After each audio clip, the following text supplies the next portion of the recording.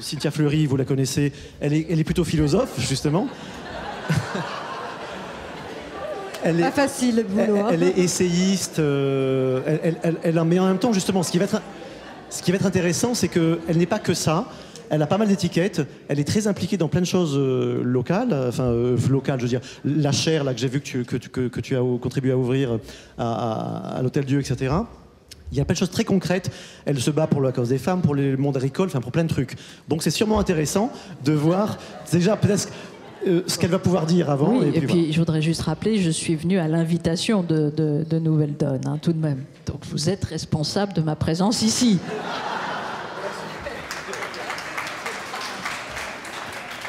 On va revenir un petit peu dans l'ordre des choses. Bon, non mais je comprends, bien sûr, ce qui est dit. Je crois qu'on essaye de tout faire, en fait. Et c'est là tout le problème, c'est-à-dire qu'on a différents moments qu'on essaye d'agréger en un seul. La délibération, la réflexion, la construction d'un programme qui, bien évidemment, nécessite les sciences humaines, la philosophie et la construction au long cours. Et puis, de l'autre côté, les stratégies de communication, les stratégies de construction de notoriété, la conquête du pouvoir. Et on veut faire tout ça en même temps parce que, enfin en tout cas Nouvelle Donne veut faire tout ça en même temps parce que le temps court, le temps presse, etc., etc. Et bien évidemment, le temps de la conquête n'est pas celui du grand argumentaire philosophique. C'est d'une évidence, hélas, terrible. Bon, plusieurs choses. Pourquoi je vais aller aussi de ma petite analyse, mais qui va sensiblement dans le même sens. Pourquoi il n'y a pas un Podemos français ? Je dirais plusieurs choses, parce que c'est vrai que les dernières élections, elles sont terribles. Hein. Elles sont terribles dans la mesure où rien n'est nouveau en termes de réaction. L'abstention, on connaît depuis longtemps. Le vote FN, on connaît depuis longtemps. Le dernier petit sursaut républicain, parce que quand même, c'est pas possible, on connaît. Donc on a eu ces trois réactions-là, rien de nouveau sous le soleil, alors qu'on a un phénomène de déclassement, de paupérisation, etc. Je dirais, et je vais être très désagréable, il n'y a pas assez de désespoir et il n'y a pas assez de courage. Voilà. C'est terrible à dire, mais je crois qu'on en est là, en France. Il n'y a pas assez de désespoir parce qu'il y a un état social qui est supérieur à celui espagnol et qui, en dernière instance, tient de manière assez fantastique. Et donc, voilà. Et il n'y a pas assez de courage, ça c'est très clair. Et il y a aussi un tropisme français très problématique et qu'on ne retrouve pas spécifiquement qu'en politique, qu'on retrouve dans tout le système français, c'est qu'il y a un tropisme statutaire. C'est-à-dire que le peuple français est légitimiste. Mais légitimiste dans le mauvais sens du terme. Légitimiste pour précisément pas aller dans le sens de la légitimité, mais en fait dans le sens de plutôt ce que l'ordre conservateur a adoubé. Et donc la reconnaissance, tout d'un coup, prendre le risque de nouvelles têtes, d'une nouvelle formation, donner tout d'un coup, faire en analyse, on dirait donner le transfert, accepter, prendre ce risque-là, c'est un pari. Et là, personne ne bouge, on va vers soit les vieilles lunes, soit vers le dénigrement des vieilles lunes, qui est la même chose. Et ça, c'est vraiment problématique. Et il y a eu plus de désespoir, sans doute, en Espagne, sans doute plus de courage aussi à un moment donné, un pari, moins de tropisme statutaire, qui est problématique, hein, parce que faire émerger un nouveau parti n'est pas simple. Et effectivement, la dialectique légitimité et efficacité, elle est terrible. Plus vous voulez qu'un parti soit légitime, moins il est efficace.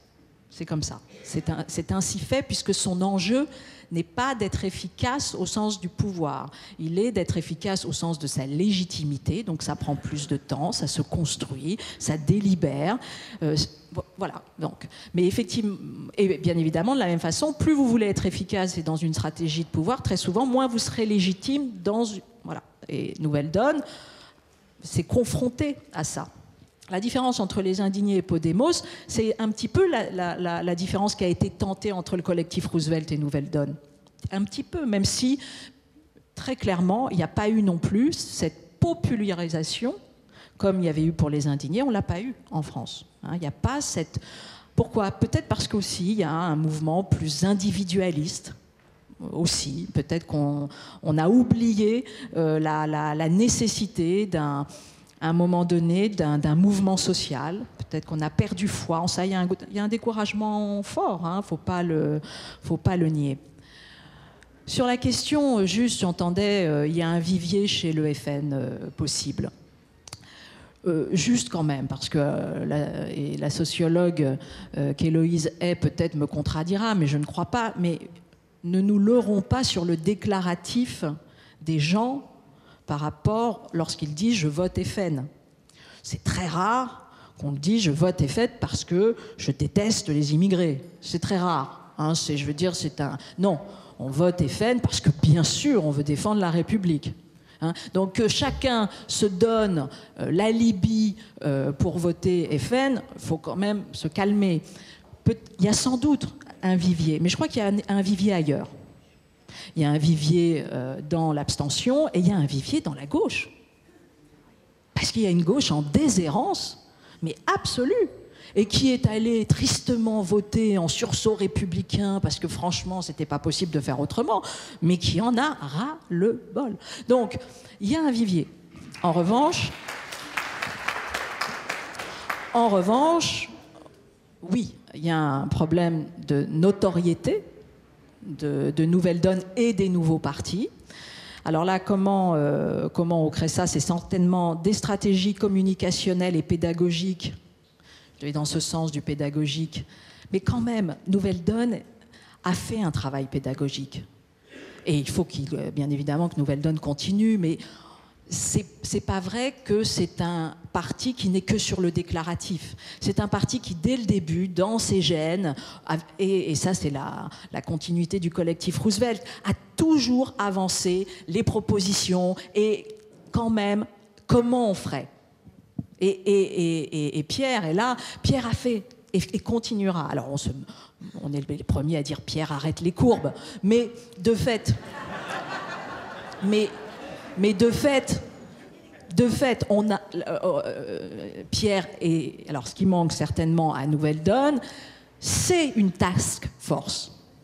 Ça c'est certain. Et cette task force, on l'a. Enfin, en tout cas, Nouvelle Donne peut l'avoir. Il y a à mettre en place autour de Pierre 4-5 personnes maximum, pas comme porte-parole de je sais quoi, de machin, c'est pas ça l'important. Ce qui est important, c'est qu'à un moment donné, pour une stratégie de pédagogie, effectivement, et je pense en revanche que il vaut mieux parier sur la pédagogie et effectivement les problèmes concrets, mais avec un agenda des solutions, que le populisme simple, tendance bouffonnesque, mouvement 5 étoiles. Je pense qu'il ne faut pas aller là-dedans. Je pense que d'autres y vont, alors ils raflent la mise, mais je pense que si on veut, si Nouvelle Donne veut un spectre plus large, il est important qu'il n'y ait pas ce populisme dans le mauvais sens du terme. Bon. Mais qu'en revanche, il y ait sans cesse, toujours aucune attaque ad hominem, etc. Tout ça, tout le monde s'en fiche, mais de la vraie politique, c'est-à-dire si on réfléchit sur telle ou telle question par rapport aux revenus, on commence à modéliser, à faire un petit travail, et même quand je dis un petit travail, un gros travail.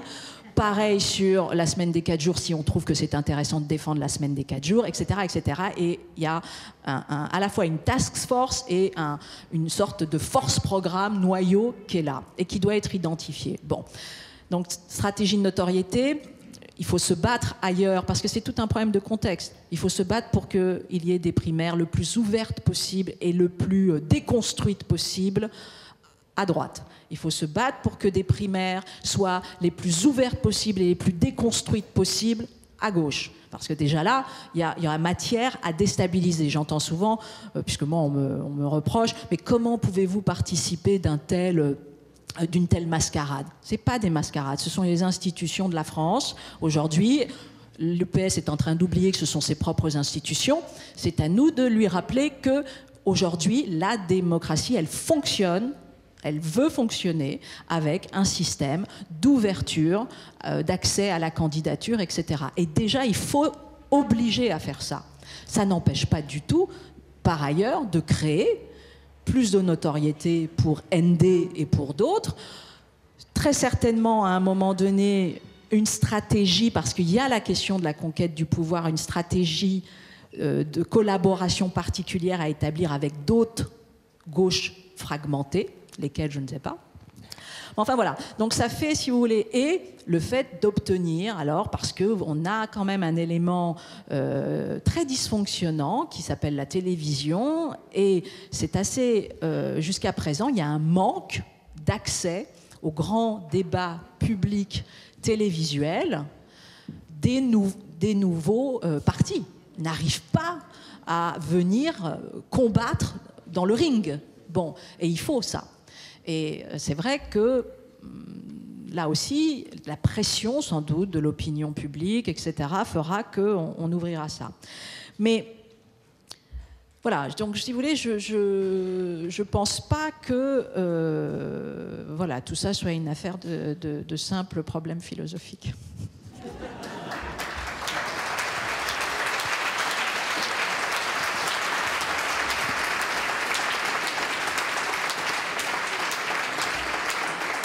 Merci Cynthia. Moi j'aurais une petite question déjà, justement par rapport à ce qui s'est dit aussi ce matin, ce que tu as développé tient tout à fait. C'est que est-ce que pour casser, pour prendre la parole, pour réinvestir, pour la pédagogie, etc., est-ce que, on en parlait ce matin, est-ce qu'il n'y a pas aussi les intellectuels, je crois que c'est Patrick Vivray qui disait qu'ils doivent revenir en première ligne pour contribuer justement à tout ça? Est-ce que c'est pas ce qui manque? Puisque par exemple le collectif Roosevelt me disait encore récemment, on est coincé par rapport aux autres collectifs citoyens. Si on s'affiche trop près de Nouvelle Donne, on nous en veut. Mais c'est vrai. Moi je suis collectif Roosevelt, je suis pas Nouvelle Donne. Donc, si vous voulez, c'est comme ça. Donc, il faut... Mais c'est pas le problème de ces... Oh, pas grave, tout ça. Ce qu'il faut comprendre, si vous voulez, c'est que Collectif Roosevelt, dernièrement, mais on s'en fiche, c'est pas le problème aujourd'hui, c'est ça que je dis à mes petits camarades de Collectif Roosevelt. Collectif Roosevelt s'est trouvé encadenassé, c'est-à-dire que soit on est en pleine liberté et on dit ce qu'on pense, quand ça va pas, machin et tout ça, et d'une certaine manière, parfois ça va pas être forcément agréable avec ND. Est-ce que franchement il y a besoin de rajouter Non, pas nécessairement. En tout cas, moi je pense qu'il n'y a pas nécessairement à rajouter. Aujourd'hui, c'est le temps de la conquête. Donc le temps de la conquête, c'est ND qui s'occupe de ça. Alors en revanche, que Collectif Roosevelt éventuellement reprenne la main sur un enjeu de pédagogie, etc., oui, pourquoi pas. Et c'est peut-être ça son nouveau cahier des charges, comme quand en 2012, il a attrapé, il a dit, mais non, il y a une alternative, il y a de l'issue. Arrêtez de nous dire qu'il n'y a pas de l'issue, il y a un état de l'art intellectuel considérable sur de l'issue. En revanche, il y a une non-volonté absolue de construire cette issue. Donc, aujourd'hui, que ce soit chez les intellectuels, qui sont d'ailleurs certains très engagés, on en a souvent parlé avec Pierre Laroutourou, je pense à Gaël Giraud, c'est pas un immense déclaratif de dire ça. Vous avez des intellectuels qui sont prêts à avancer, à construire de la compréhension autour de l'issue, concernant le travail, concernant ceci. Ça ne veut pas dire que ce sera simple. Ça ne sera pas simple. Voilà, je vous le dis, ce ne sera pas simple. Et il y aura sans doute de l'échec. Comme il y a eu pour Tsipras. Il a annoncé la couleur et il n'y arrivait pas. C'est pas grave, il est retourné en disant « j'y suis pas arrivé ». Est-ce qu'on continue? Ils ont dit « oui, on continue ». Parce qu'on préfère l'échec avec vous que la fausse réussite avec les autres. Au moins, on construit l'avenir. C'est ça. Nous, on doit construire l'avenir. On doit construire l'avenir. On doit se bagarrer pour le revenu universel. C'est absolument nécessaire. Moi, sincèrement, alors ça c'est personnel, mais j'espère qu'avant ma mort, on ne travaillera plus pour survivre. Sincèrement, et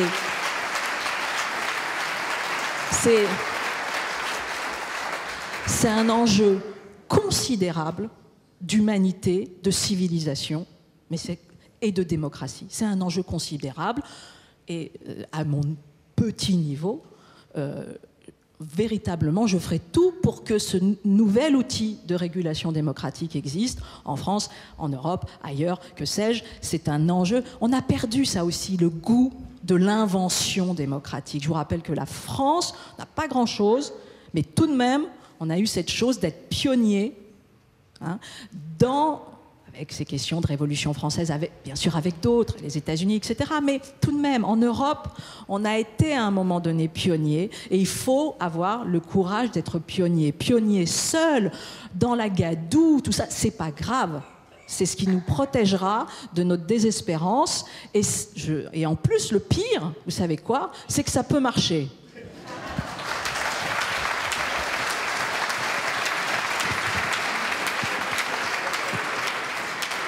Ça, justement, on en parle demain, du revenu d'existence. C'est prévu. Moi, je voulais rebondir sur ce que vous disiez sur ce qu'on appelle les corps intermédiaires, les collectifs, les associations, etc. C'est très difficile de rentrer en contact avec ces collectifs qui sont un peu méfiants par rapport à un parti politique, etc. Parce qu'il y a eu des habitudes de clientélisme, de pression sur... Est-ce que c'est spécifiquement français, ce clivage entre les collectifs, l'associatif d'un côté et puis le politique, ou est-ce que vous avez déjà vu ça dans d'autres sociétés? Alors, en France, vous avez, c'est vrai, de toute façon, du clivage. Vous avez, quand je disais tout à l'heure tropisme statutaire, c'est aussi une cartographie des uns versus la cartographie des autres. Ça circule très très peu. Bon. Donc ça, c'est de toute façon un souci. Et c'est vrai que de façon dans l'imaginaire, dans encore une fois le transfert symbolique, c'est-à-dire le fait que on donne à l'autre une puissance symbolique, très souvent on l'a donné aux institutions étatiques, et tant mieux, hein, je ne dis pas du tout que c'est... mais pas à la société civile. On a une société civile aujourd'hui qui est beaucoup plus forte qu'on ne veut le croire, et il faudrait sans doute lui donner un tout petit peu plus de pouvoir symbolique et d'investissement, comme ça, je parle au niveau de l'imaginaire, parce que c'est vrai qu'elle a des solutions, elle est en place, et encore une fois, la société civile dans une démocratie, c'est une institution, c'est pas une non-institution, je parle au sens grand du terme, institution au sens de ce qui dure, ce qui tient, ce qui fait une cité. Donc, c'est pas un sous-choix. Et il y a encore cette espèce de hiérarchisation, si vous voulez, qu'on voit d'ailleurs pareil avec les partis traditionnels et puis les espèces de choses qui surgissent et qui sont totalement sous-investies en termes de force et de symboles. Bon. Donc, c'était quoi la suite? Comment on peut essayer de les associer, samedi, hein. Comment on peut essayer de les amener vers nous, enfin... Alors, comment on peut essayer de les amener vers eux? Alors là, je vais faire une réponse qui est terrible, qui est désagréable. Je vais vous dire la chose suivante, c'est que on va déjà faire avec ceux qui sont prêts à. Et ils sont nombreux. C'est-à-dire que je crois qu'il faut, si vous voulez, la montagne, il faut la découper un peu. C'est-à-dire qu'on ne peut pas rentrer dans un système de convaincre ceux qui sont les plus éloignés, les plus méfiants, etc. Si déjà on arrivait, quand je dis on, c'est au sens large, les citoyens, je ne parle pas en tant que ND ou que collectif Roosevelt, mais si déjà les citoyens arrivaient à mobiliser une part, pas nécessairement signifiante au niveau quantitatif, mais au niveau qualitatif, d'une application forte, ça changerait pas mal de choses. Une jeune femme a pris la parole tout à l'heure en disant il faut absolument mailler le territoire. Et c'est tout à fait vrai.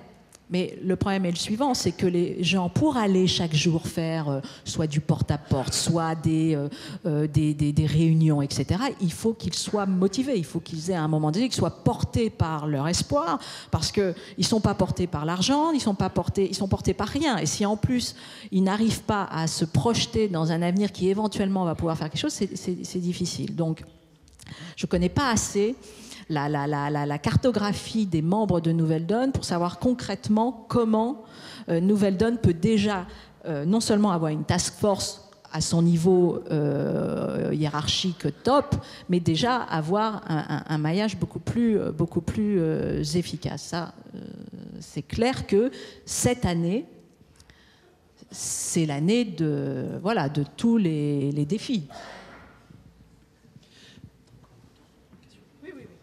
Alors, si vous voulez, donc avant que Cynthia ne parte, est-ce qu'on prend quelques questions? Je vois Gilles là-bas, je vois quelqu'un au fond. Là. Bon, alors, puisque j'ai le micro, Michel Vago, Yveline... pardon? Oui, pardon. Bonjour.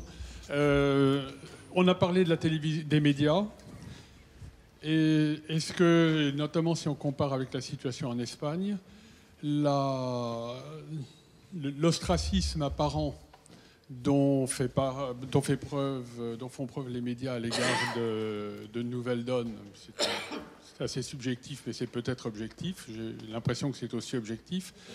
Est-il comparable à ce qui se passait, à ce qui s'est passé en Espagne? Et l'autre aspect sur les médias, c'est que non seulement on a l'impression qu'ils laissent peu parler les gens qui ne sont pas les stars de la télévision, mais que quand ils font des émissions quasi subversives, et il n'en manque pas sur les chaînes de télévision françaises, eh bien, on a l'impression qu'elles passent totalement inaperçues, comme quand les Français votent pour des gens qui ont 1 kilomètre de casserole derrière eux, et ça ne les gêne pas. Et ils entendent tous les jours les inégalités, enfin pas tous les jours, mais ils peuvent voir à la télévision les inégalités, la pollution, les multinationales, enfin tout ce qu'on veut, et finalement on a l'impression que ça ne les touche pas. Donc il y a ces deux aspects des médias sur lesquels je m'interroge, et je vous interroge. Bonjour, merci pour la qualité des échanges. Moi, j'ai 2 questions. La première est pour la salle. Qui a moins de 30 ans? Pas mal.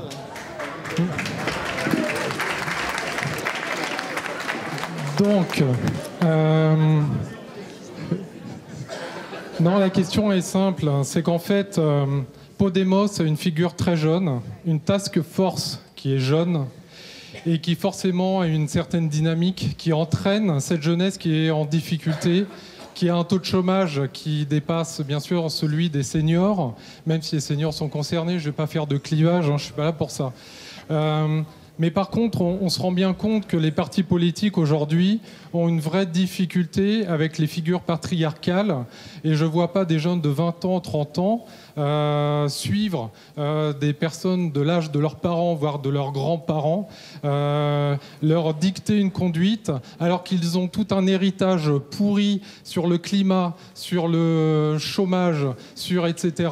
Donc les donneurs de leçons, je pense qu'ils en ont plein les bottes. Donc cette task force, il faut la composer avec des figures de jeunes qui ont des idées, il y en a plein, qui sont militants, qui veulent s'engager, et qu'on les sorte des consoles de jeux et de cette télé pourrie, et qui fassent vraiment des actions. Voilà, merci.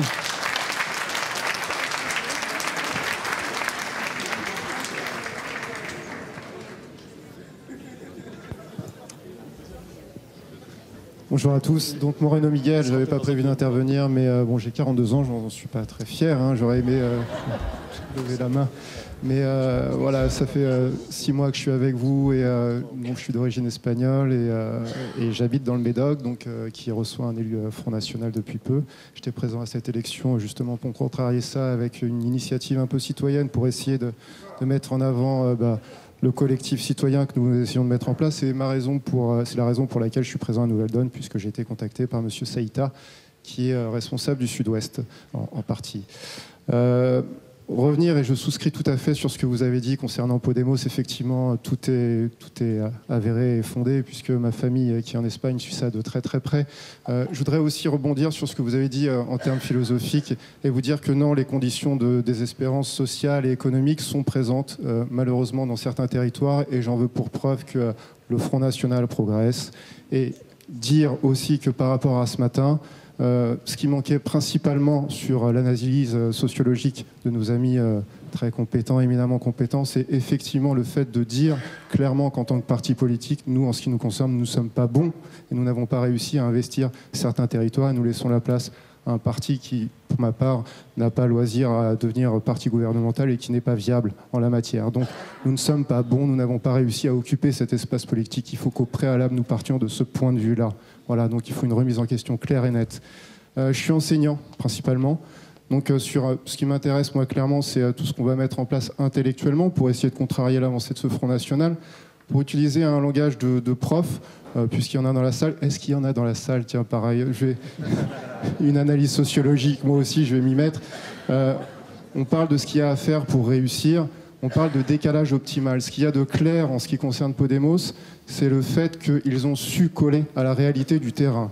Ils ont effectivement réussi à mettre l'index sur les faits de société, effectivement sur les expropriations, qui étaient beaucoup plus conséquentes que chez nous, effectivement, du fait d'un terreau social un peu plus désavantageux, ou en tout cas une crise financière plus impactante sur la société. Malgré tout, il faut que je vous dise quelque chose de très clair. La politique, ça n'est pas ici qu'elle commence, c'est juste derrière cette porte. Et si nous nous réunissons, c'est pour prendre des décisions collectives, parce que je fais le pari de l'intelligence collective, et qu'ensuite, il faut les appliquer à l'extérieur. Aussi, sur les décisions que nous prenons, sur le décalage qu'il doit y avoir entre les décisions que nous prenons, notre orientation, sur nos méthodologies et les thématiques abordées, il faut impérativement qu'elles soient en lien avec nos faits de société, avec ce qui se passe à l'extérieur. Si vous proposez quelque chose qui est trop loin des attentes de notre société, alors vous ne serez pas audible, vous ne serez pas entendu. Il est clair que pour vendre quelque chose, il faut qu'il soit attractif, le produit, il faut aussi qu'il soit visible sur un terrain particulier. Et nos thématiques peuvent provoquer une certaine originalité, en tout cas appeler une certaine originalité et les rendre visibles. Malgré tout, ils ne peuvent que s'instruire dans quelque chose de plus large. Donc j'attire votre attention sur le fait qu'il faut impérativement construire des thématiques politiques qui soient en lien avec l'extérieur, et Podemos a mis au cœur effectivement la lutte de classe, en tout cas de caste qu'il a mis en avant, cette caste qu'il fallait contrarier au regard d'un paysage politique vieillissant, et je crois que la démocratie peut être une thématique qui pourrait nous faire avancer collectivement.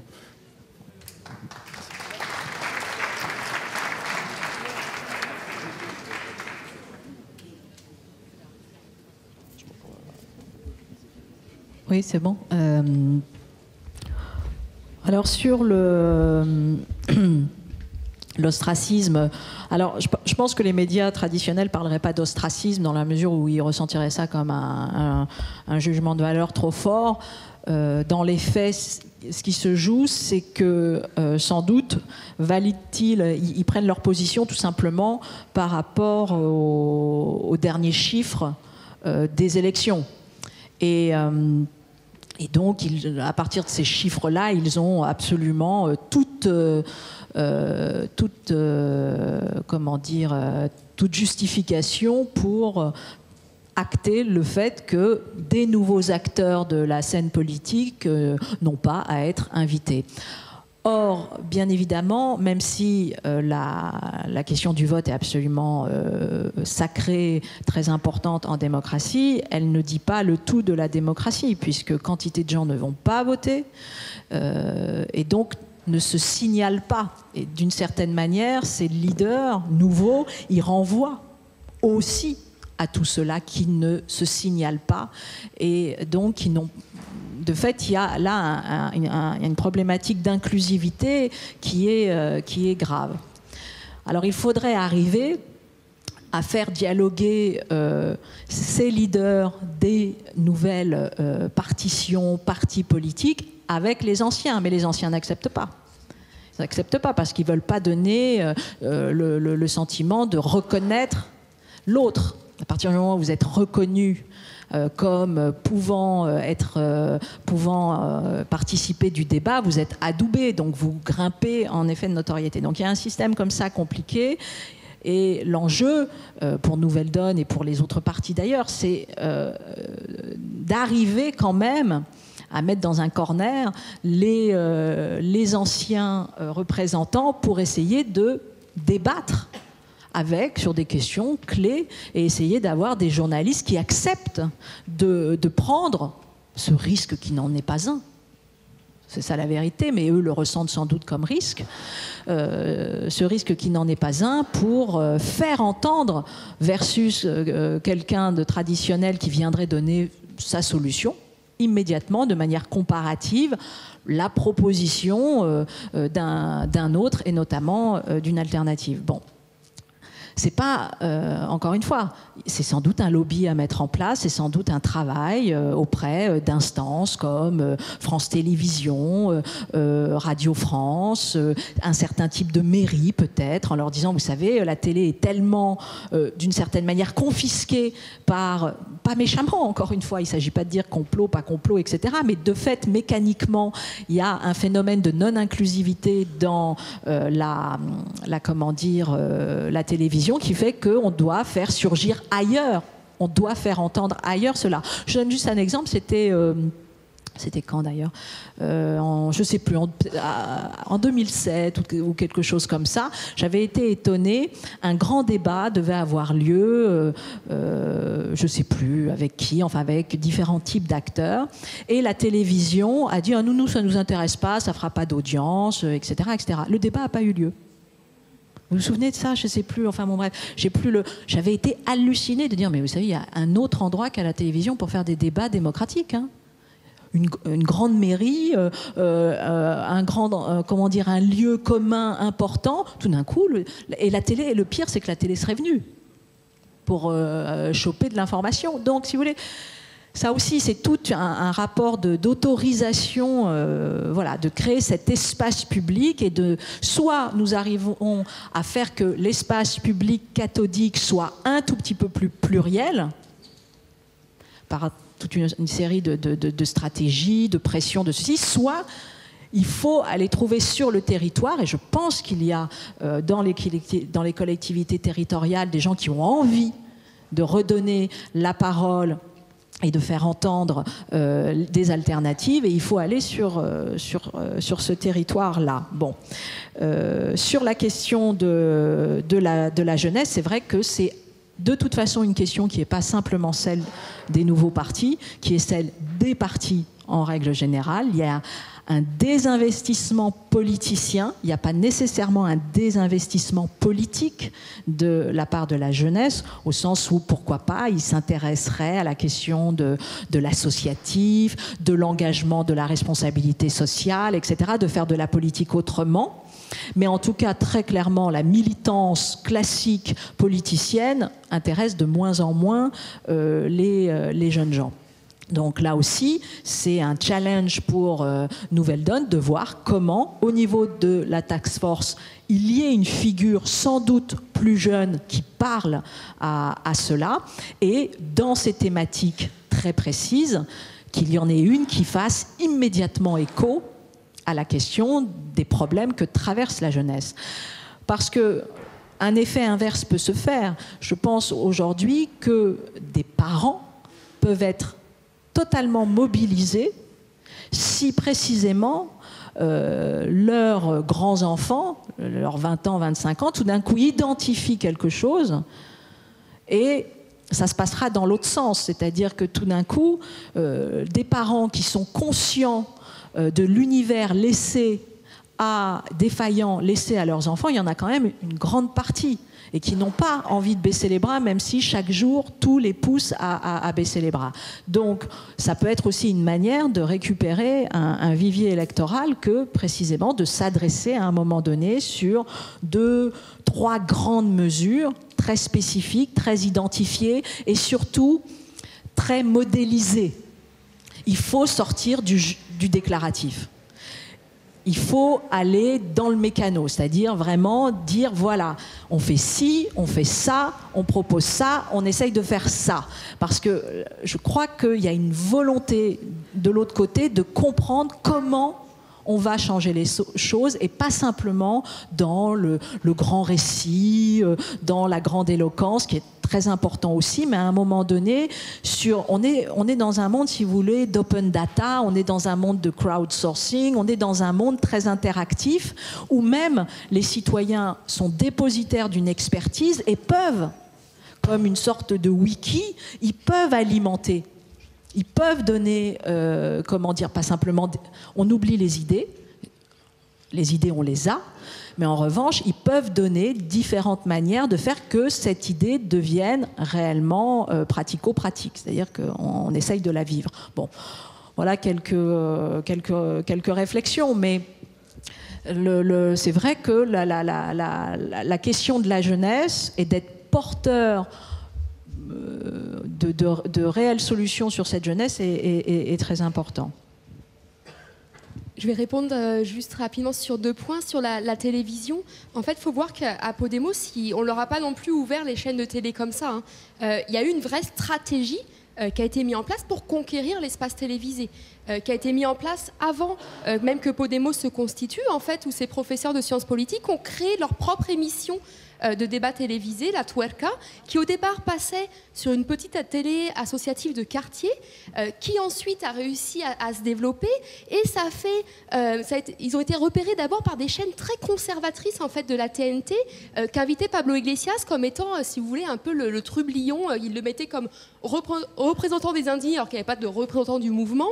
Et en fait, c'est comme ça qu'ils ont conquis petit à petit des espaces, et notamment après sur les chaînes généralistes. Mais c'est une vraie stratégie. C'est pas seulement la télé nous laisse pas de place. Non, il faut conquérir cette place. C'est pas que la télé nous laisse pas de place, c'est que là il y a une stratégie sur plusieurs années de conquête de l'espace de la télé, en disant oui, la télé, d'accord, c'est pourri. Enfin, sauf que la télé, c'est que ce que regardent les gens. Donc si on veut que les gens votent pour nous, il faut conquérir cet espace. Donc vraiment le prendre comme stratégie, je pense que c'est ce qui fait la différence entre l'Espagne et la France pour les nouveaux partis.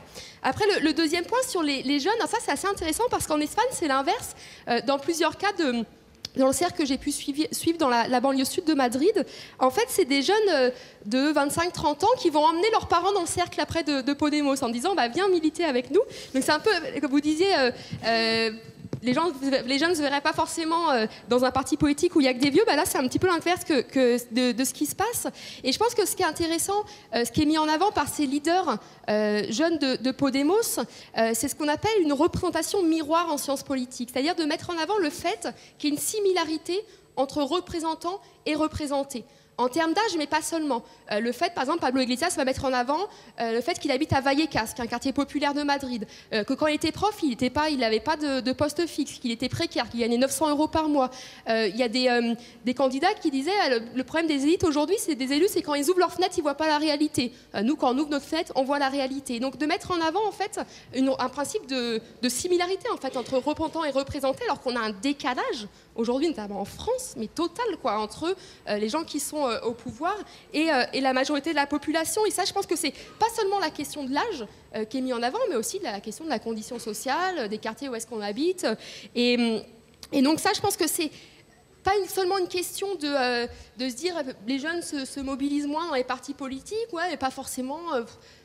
plus en Espagne qu'en France, quoi. Enfin, c'est aussi, il faut laisser la place, quoi. Pour qu'il y ait des jeunes élites, pour des jeunes qui sont à tête de partis politiques, il faut leur laisser la place. Et ce qui est marrant, c'est qu'en Espagne, le fait qu'il y ait des jeunes, alors vous avez parlé de Ciudadanos tout à l'heure, à Podemos et surtout les trentenaires, ça a obligé les autres partis politiques à rajeunir leurs propres élites. Le Parti socialiste a changé de candidat, a mis un jeune, plus jeune en avant. Le Izquierda Unida a changé de candidat et même le roi a laissé la place à son fils. Donc un rajeunissement qui est assez total. Alors, merci à toutes les deux.